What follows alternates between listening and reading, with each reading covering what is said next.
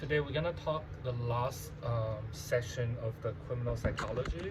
So we're gonna talk about actually is a correction system. A lot of issues besides just thinking about and going to the jail. Not necessarily just talking about jail or some other problem in relating to their mental health, but then we also need to figure out other better way to kind of focusing on and to make sure that they are in the best capacity and working to their potential. So we're talking about correction system. Thinking about incarcerating.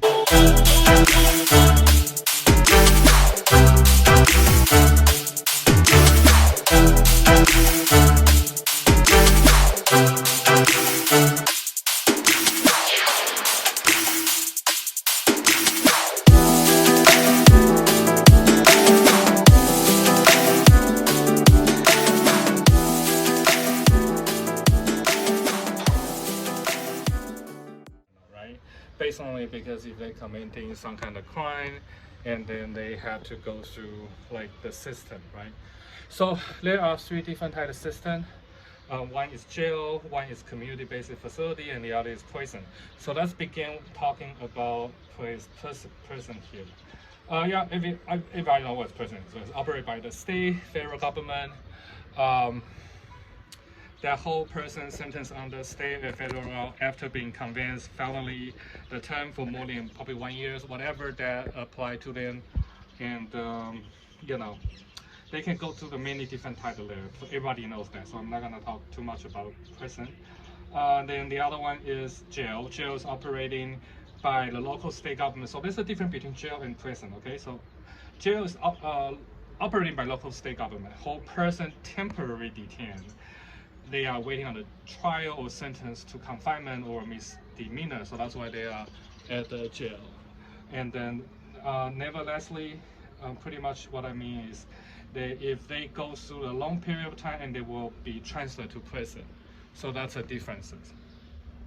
And then the other one is community-based correction. This one is less serious. It's probably the facility operated by public and private organization under the governmental contract, and then the whole person usually less than 24 hours, okay?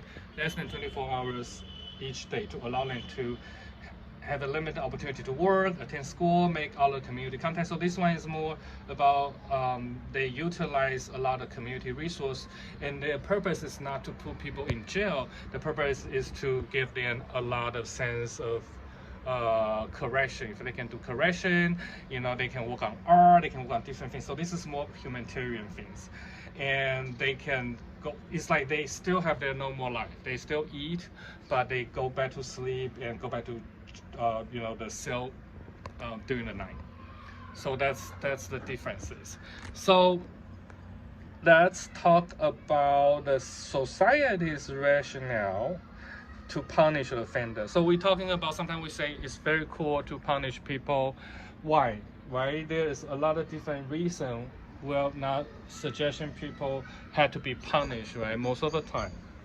But we can talk about rehabilitation. That's pretty simple. It's about pretty much there's a justification of confinement often prompt the essentially is to restore a person to become more useful in life. And then they can go through different kind of rehabilitation, treatment and training. And the other is retribution, is the belief that individuals should be held accountable for their harm they do to the society and should be punished proportionally to those harm. The retrospective about this is they want person to be punished, but it's not necessarily a concept of revenge. Okay. The other one is in compensation, is more straightforward justification for punishing individual, and it's mostly commonly applied for incarceration. So yeah, that's pretty simple, right? And the last one is deterrence. DETERENC is reflective of society's assumption that some form of punishment defined as adverse consequences for one's behavior in an effective method of behavior control. So those are the four type of rationale for people to be punished in the society. And of course, there are more information to be shared, but I just want to share those simple stuff today.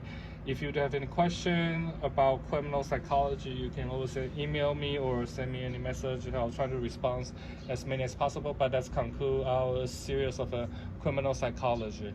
Thank you for tuning to my channel, and I will be seeing you again next time.